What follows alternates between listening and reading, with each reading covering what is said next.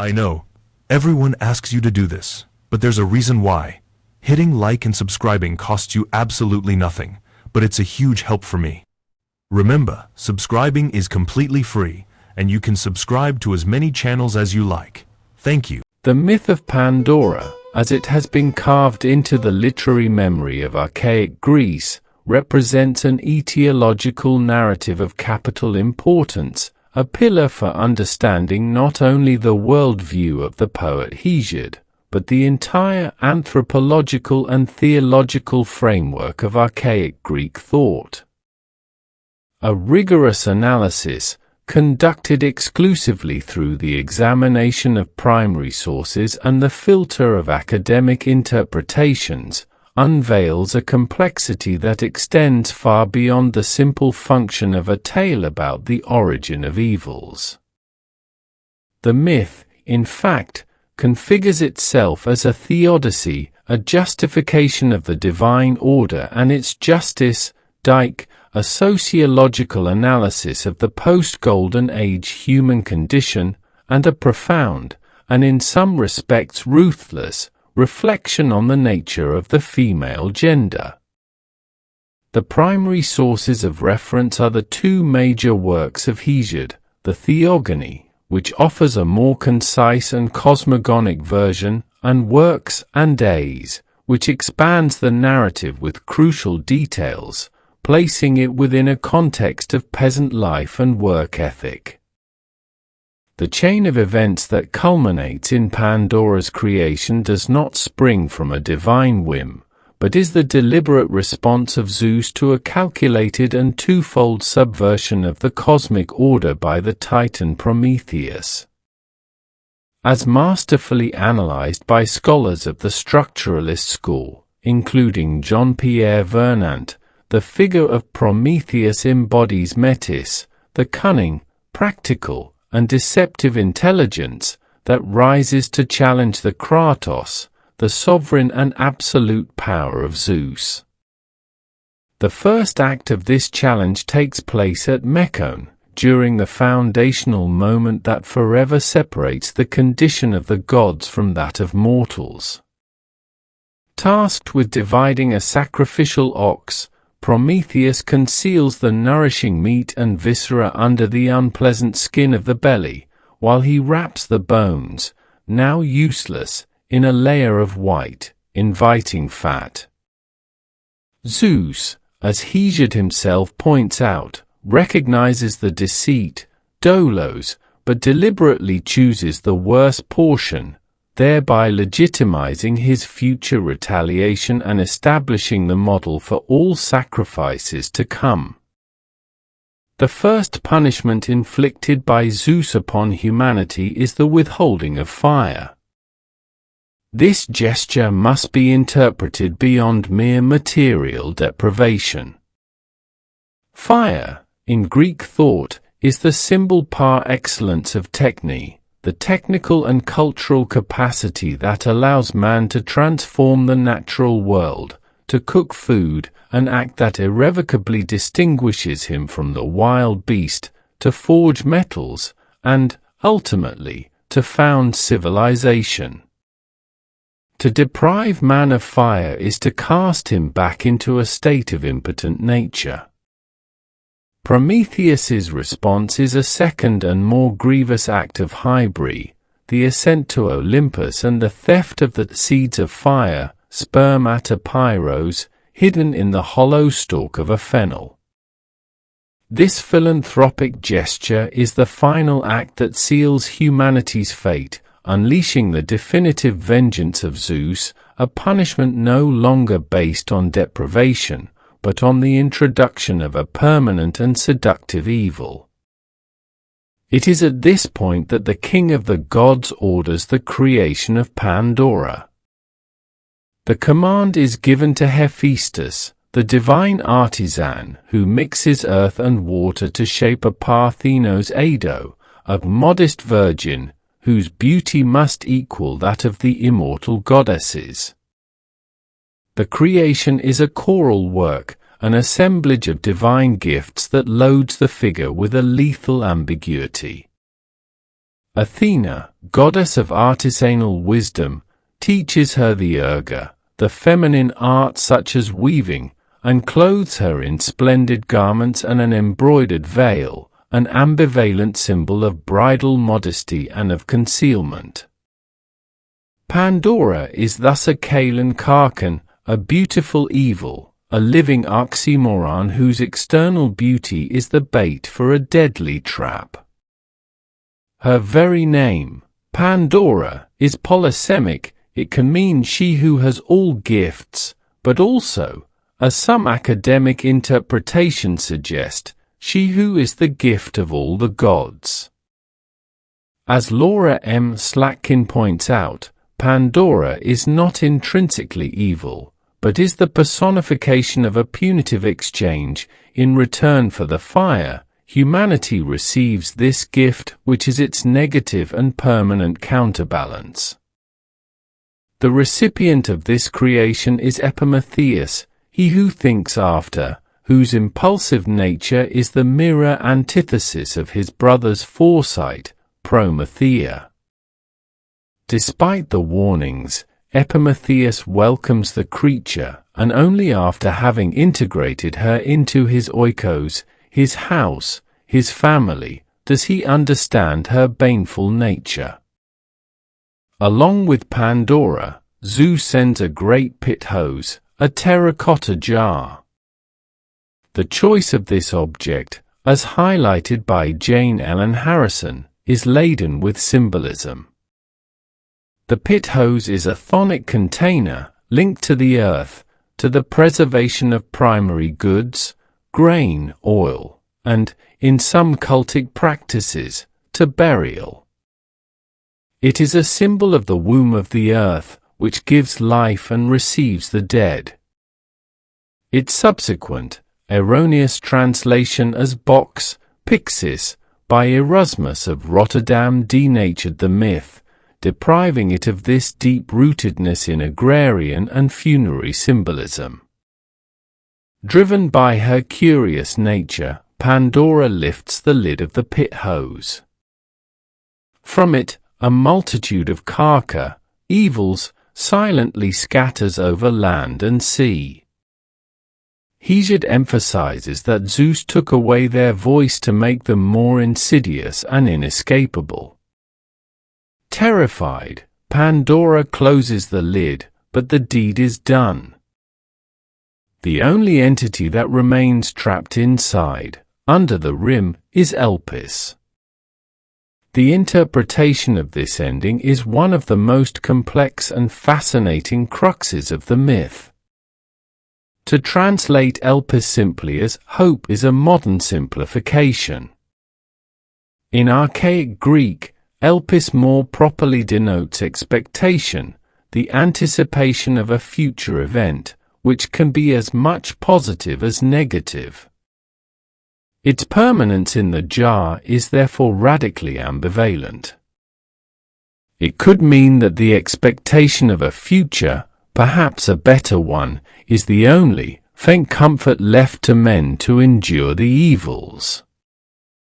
Or, in a more pessimistic reading and perhaps one closer to Hesiod's thought, the fact that Elpis is trapped means that men are also denied the ability to foresee evil, condemning them to a blind and passive waiting, a further, refined form of suffering.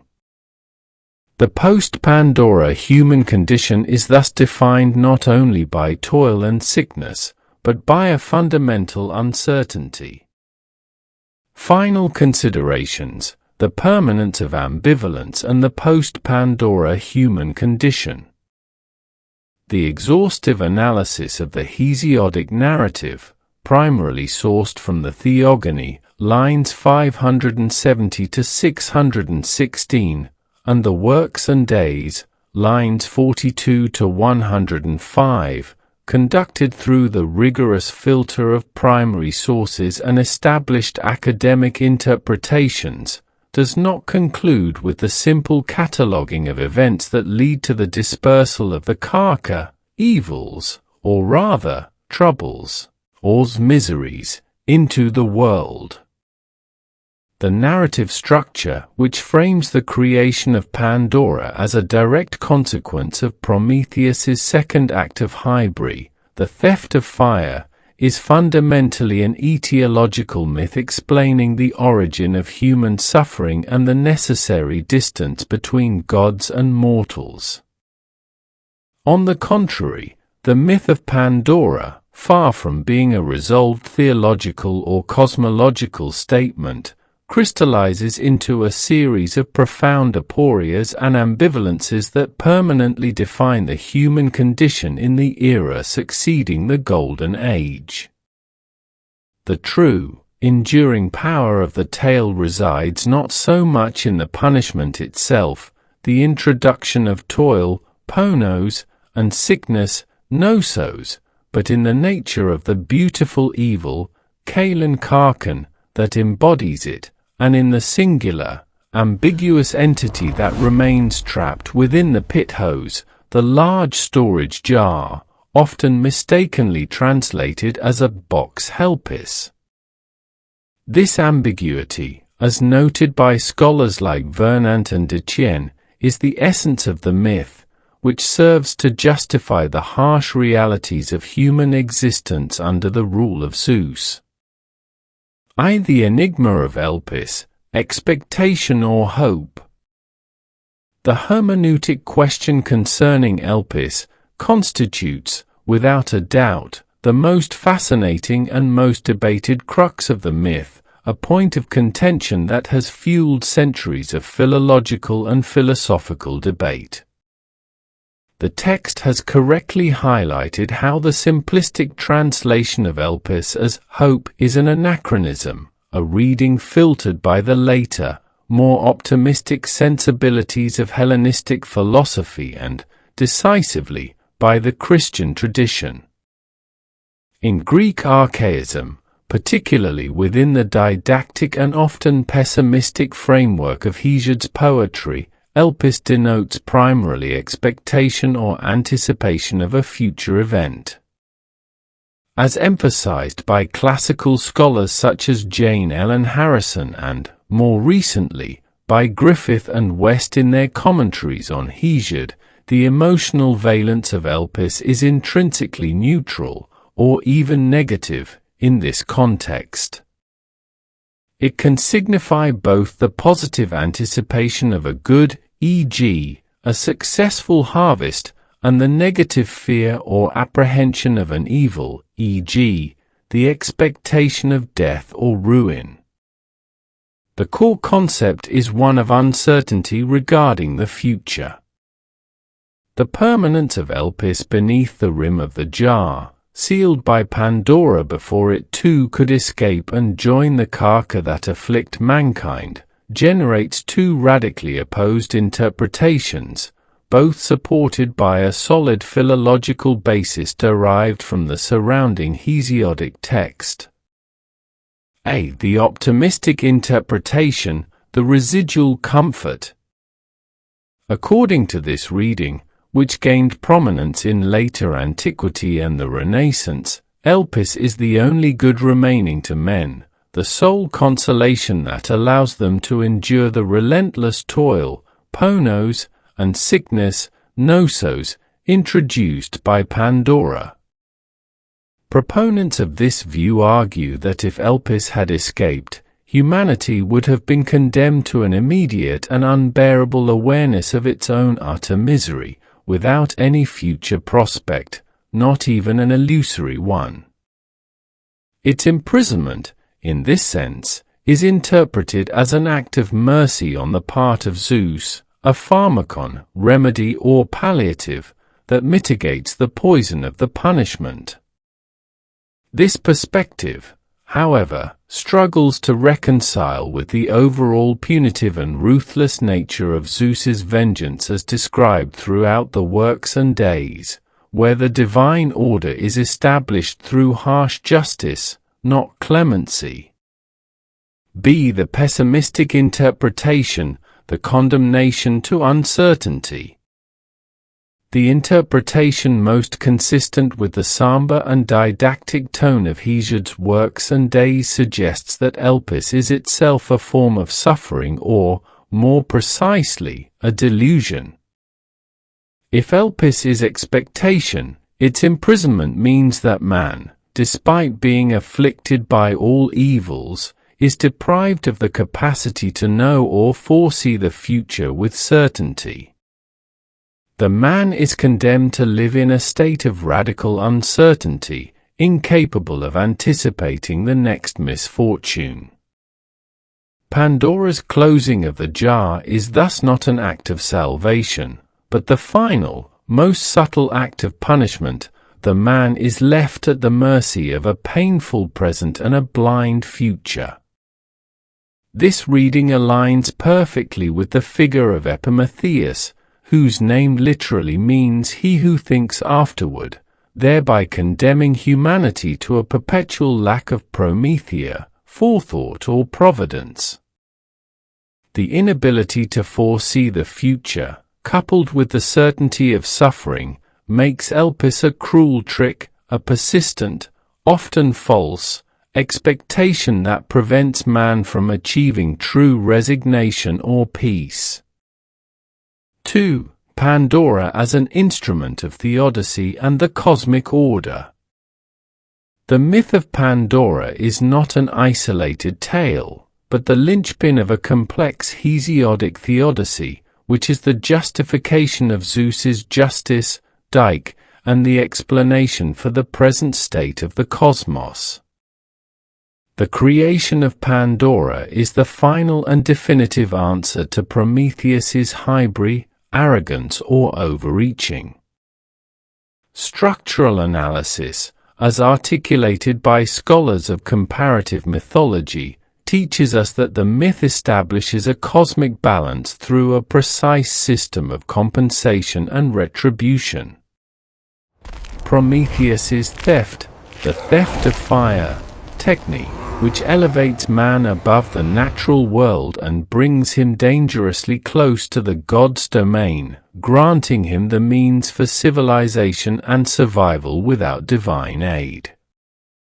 Zeus's punishment, the creation of Pandora, Kalen Karkan, who restores the necessary distance between gods and mortals, permanently introducing evil, toil, and the necessity of death. Pandora is, in this sense, the structural negation of fire. Fire is techne, the capacity to transform matter and build civilization.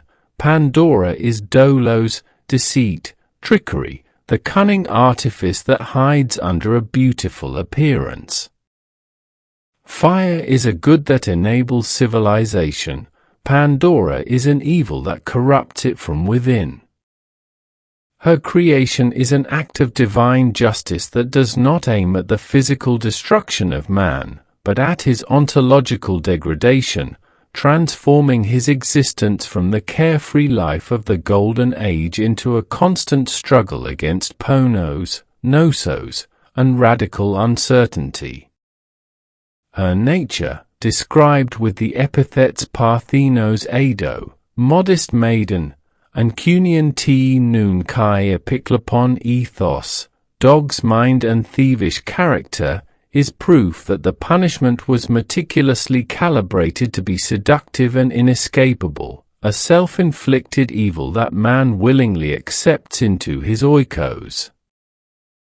3. The legacy of woman and the sociology of the myth. Finally, the myth of Pandora cannot be separated from its profound sociological function in the context of archaic Greek society. The figure of Pandora, the first woman, is presented as the original cause of human suffering and, from a clear misogynistic perspective inherent in the Hesiodic text, as the archetype of woman herself. Her introduction into Prometheus's oikos, the household, the family unit, marks the end of male self-sufficiency and the beginning of the necessity of marriage, an institution that Hesiod describes in the Works and Days as a necessary evil or a terrible bargain.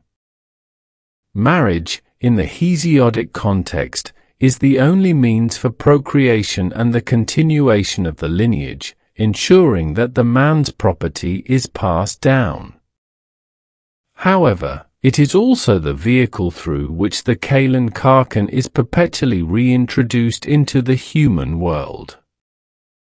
Woman is described as an economic burden, a load that consumes the resources accumulated by man through his toil, ponos. The myth, therefore, not only explains the origin of cosmic evils but also serves to justify the social structure and gender relations of the time, positing woman as the inevitable price man must pay for the stolen fire.